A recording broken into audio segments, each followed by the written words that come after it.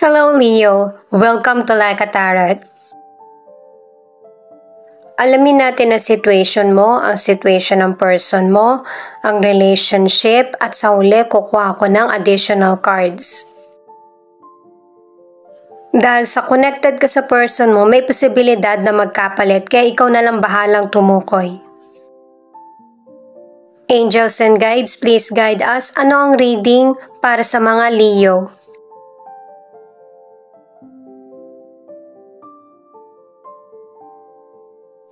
Wish wisely. Ang ibig sabihin ng card na ito ay i-manifest mo kung ano yung nais ng puso mo. Para ito yung magturo sa'yo na magkaroon ng katuparan ng mga pangarap mo. Gamit ang tarot cards, alamin natin kung anong ibig sabihin, bakit ipinakita itong wish wisely.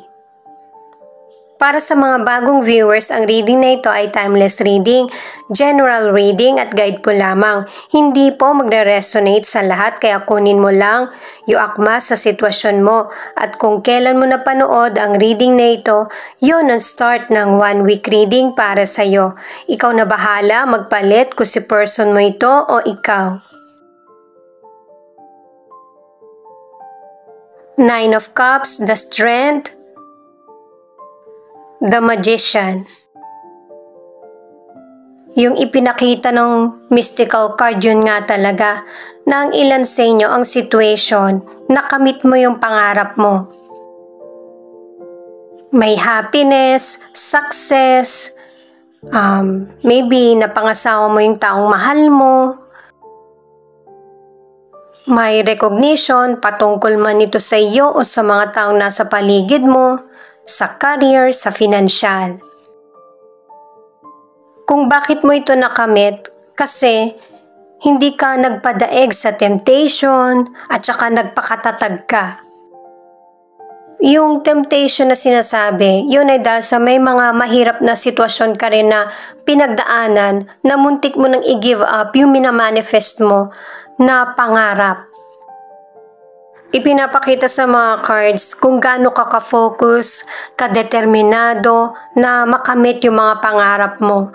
Ang ilan sa inyo, patungkol sa edukasyon, sa travel.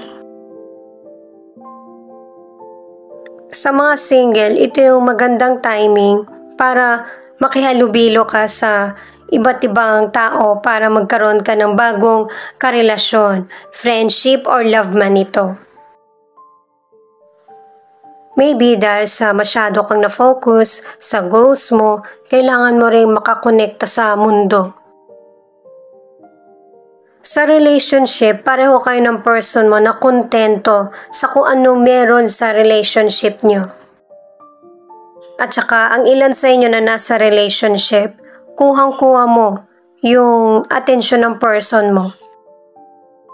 Gusto niya yung time na magkasama kayo, lalo na sa mga couple, yung physical contact, importante sa kanya yon na ibibigay mo. At saka obvious sa mga cards mo na ikaw yung pinaguhugutan niya ng lakas ng loob. Halimbawa, ang ilan sa inyo may problem. Ay teka lang, ito na yung card ng person mo. Protect your dreams. Ang ibig sabihin nito ay kailangan maging patient ka sa mga bagay na minamanifest mo. Yung kasagutan sa mga tanong mo at yung tagumpay ay mangyayari sa buhay mo. Balik na tayo sa card mo. Ang ilan sa inyo na nasa relationship, magkaroon man kayo ng problem ng person mo, ay hindi kailangan mawalan ng pag-asa. Ang mensahe ay malalagpasan nyo ng person mo yung mga negative situation. At base sa cards, ikaw yung mas may power na mag-decide kung ano ang dapat o kailangan sa relasyon.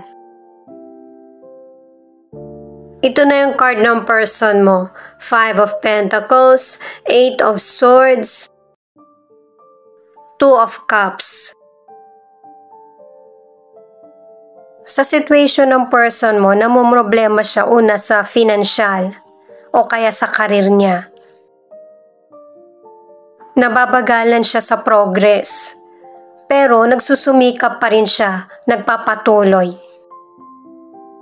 Mag-ingat din siya sa mga manloloko, yung scam at saka yung kinukwentuhan siya ng kung ano-ano, huwag siyang maniniwala sa ganon.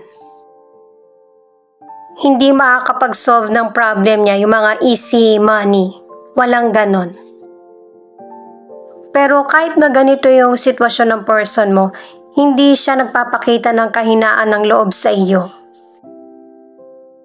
Masaya ang person mo sa iyo at saka ipinapakita na yung isip niya, pakiramdam niya, ikaw yung soulmate niya.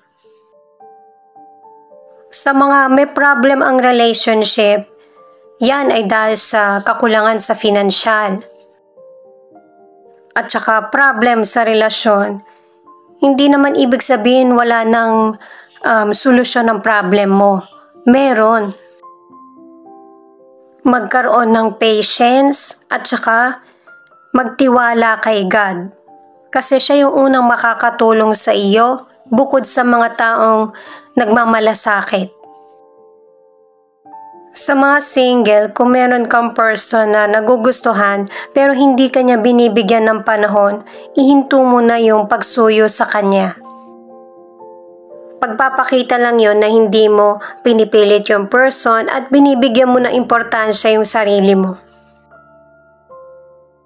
At saka, huwag ka mawala ng pag-asa na wala nang darating kasi meron.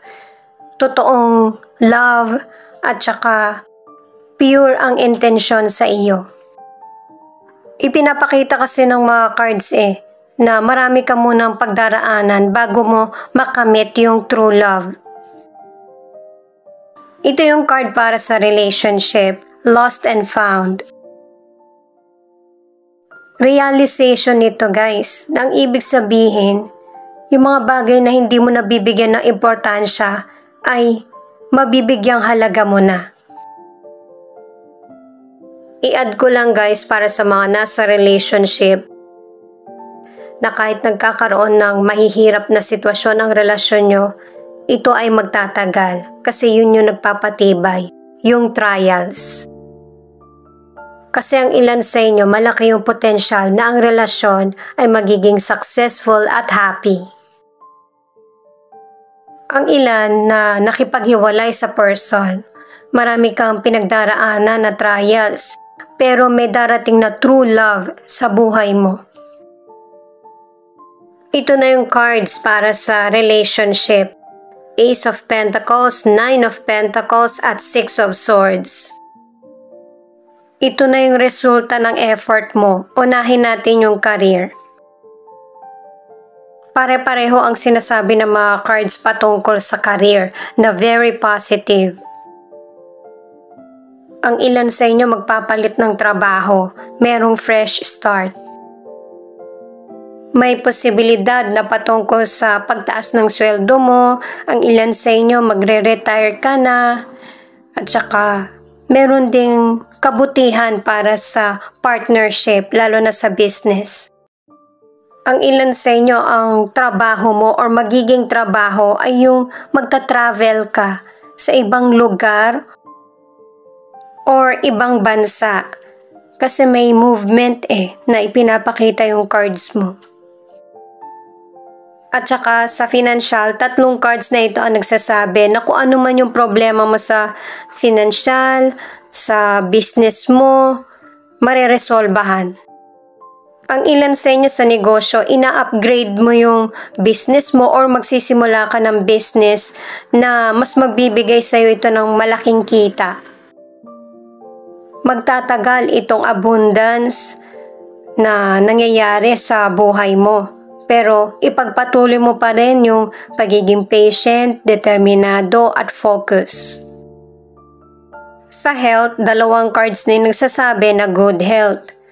At yung isa naman ay recovery. Pero kapag naka-recover ka na, wag mo nang balikan yung mga unhealthy na ginagawa mo sa sarili mo. Sa ilang single, malapit mo nang ma-meet yung potential person. Sa mga panahon na hindi mo siya hinahanap, kasi busy ka sa pag-unlad mo. At itong love na darating sa'yo ay yung hindi mo pa nai-imagine. Sa ibang lugar mo siya makikilala or ibang bansa. Sa mga nasa relationship, 2 cards ang nagsasabi na mananatiling matatag ang relasyon niya ng person mo at magiging busy kayo pareho. Pero ang warning ay, syempre, bigyan pa rin ng oras yung relasyon nyo kahit gaano man kayo ka-busy para parehong successful sa career, sa business, at saka sa love life. Mas i-priority pa rin ang relasyon at time para sa family. Yan yung charger mo para magpatuloy. Ito yung additional card na 6 of Cups. Ang ibig sabihin nito ay huwag mong kalimutan yung mga naging dahilan ng tagumpay mo. Magkikita pa rin kayo ng mga taong nakilala mo sa nakaraan. Pwedeng past person mo, kaibigan, o kaya kamag-anak. King of Pentacles, na ang ibig sabihin, mas lalong magkakaroon ng improvement yung buhay mo. Pangalawang card na ito para sa patuloy na tagumpay. Ayan, may changes. The Wheel of Fortune in reverse. Siyempre, may mga panahon na may up and down ang buhay natin. Ito yung panahon na magkakaroon ng delay sa sitwasyon sa buhay mo. Kahit na dumating man ang problema na ito, kailangan mong tanggapin at hindi kontrolin. Mas lalo lang may hirapan ka sa sitwasyon. Alamin natin yung bottom of the deck. 10 of Cups. Kasi guys, sobrang busy ka na Kailangan mo naman ng panahon para sa loved ones mo. At saka guys, kaya ako kumuha ng bottom of the deck kasi feeling ko kulang yung cards mo. At saka sa mga cards mo, ang dapat bigyan ng prioridad ay yung love or relasyon. Pangalawa na lang yung material. Siya nga pala guys, marami po salamat sa mga nag-like, share, comment, and subscribe. At pati na rin po sa mga nakikinig at nanonood. San man panig kayo ng mundo, ingat po kayo palagi. Ito naman ang angel number mo.